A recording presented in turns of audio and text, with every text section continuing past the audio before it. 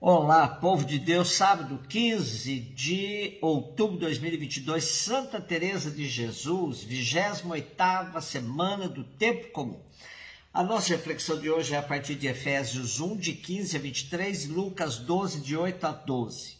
Irmãos, desde que soube da vossa fé no Senhor Jesus e do vosso amor para com todos os santos, não cesso de dar graças a vosso respeito, quando me lembro de vós e minhas orações.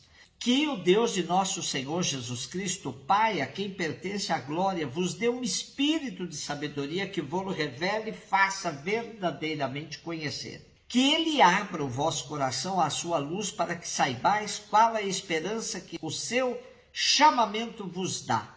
Qual é a riqueza da glória que está na vossa herança com os santos, e que imenso poder ele exerceu em favor de nós que cremos, de acordo com a sua ação e força onipotente.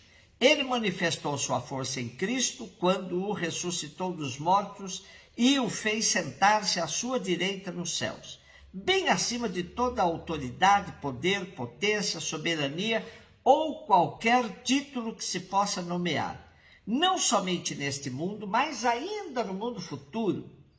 Sim, ele pôs tudo sob seus pés e fez dele, que está acima de tudo, a cabeça da igreja, que é o seu corpo, a plenitude daquele que possui a plenitude universal. Hoje nos servimos da reflexão de nossos irmãos luteranos que tanto apreciam a carta aos Efésios.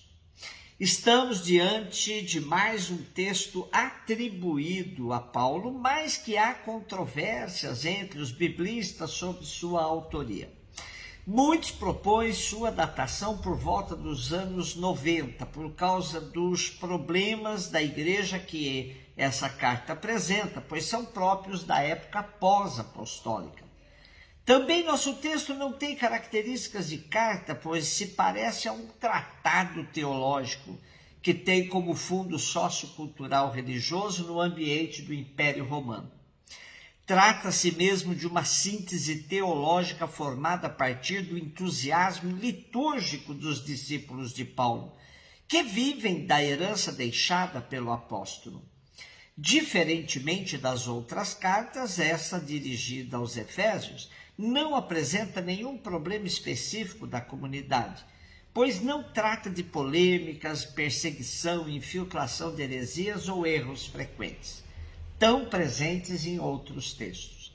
Apega-se à herança deixada pelo apóstolo Paulo e apresenta temas globais nas comunidades da época.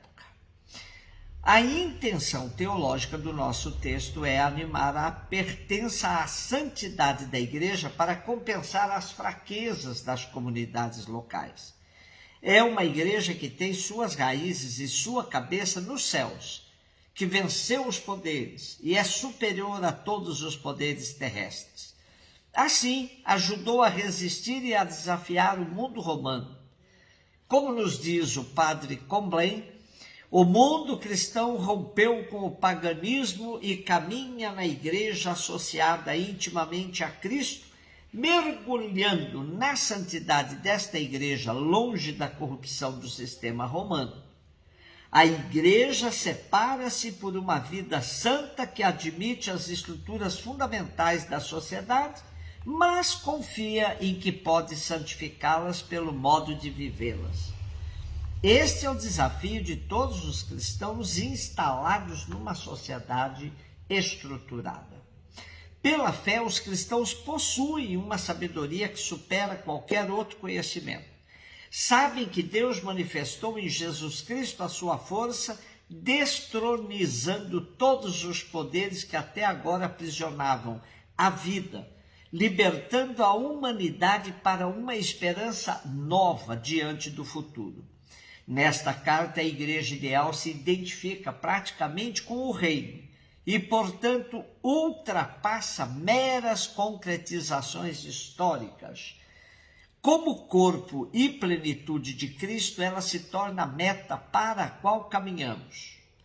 Paulo se refere a uma igreja santa, a um modelo ideal que exige conversão contínua da igreja real que vive na história.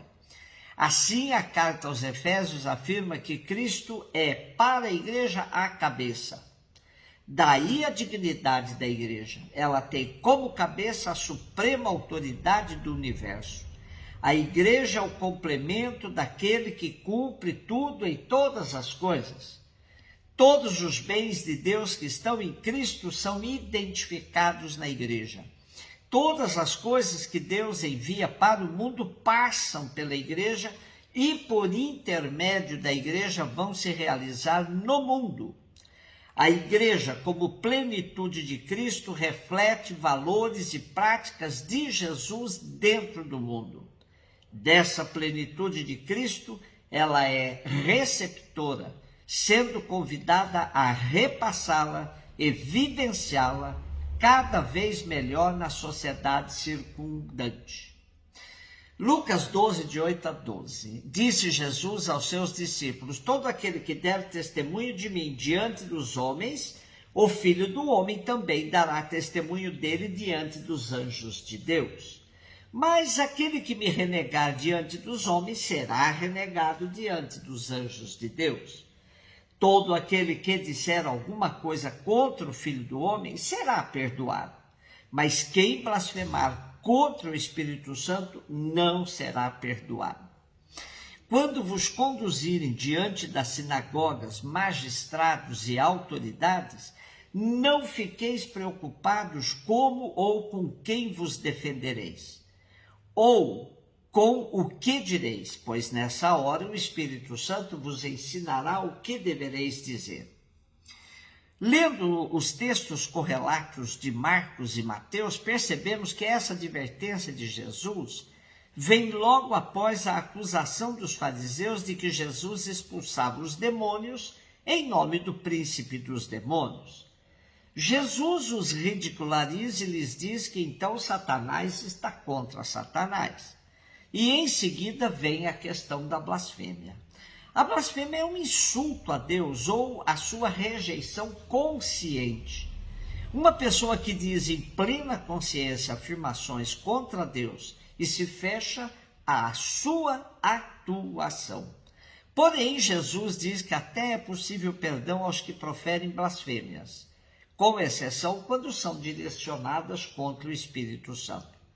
Ora, pelo conjunto da ação atribuída ao Espírito, percebemos que sua atividade principal é conceder a capacidade de discernimento aos cristãos. É somente no Espírito que se pode dizer que Jesus Cristo é o Senhor, diz o apóstolo Paulo. Portanto, podemos deduzir que blasfemar contra o Espírito é fechar-se totalmente à sua ação em nós. É perder a capacidade de discernimento. Dar testemunho de Jesus perante o mundo é assumir o seu projeto de vida nova, onde todos têm os seus direitos respeitados e chances iguais para um pleno desenvolvimento. E para esse testemunho ser autêntico é preciso discernir em cada momento da vida como melhor dar esse testemunho. E isso só é possível para quem se mantém aberto à ação do Espírito Santo em sua vida. Hoje celebramos Santa Teresa de Jesus, nascida em Ávila, Espanha, 1515.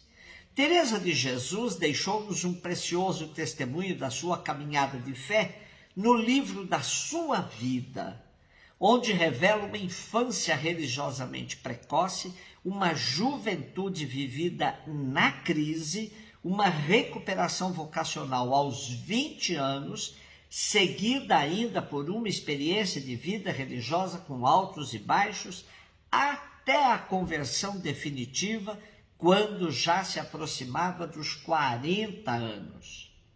A vida de Teresa testemunha o processo de transformação de sua pessoa, o desejo de salvação, a efetiva mudança de vida, a graça do Espírito Santo que penetra e conduz a uma intensa experiência de fé cristã. Ela fez um itinerário em que a oração interior, divina amizade com Deus, foi a chave de compreensão.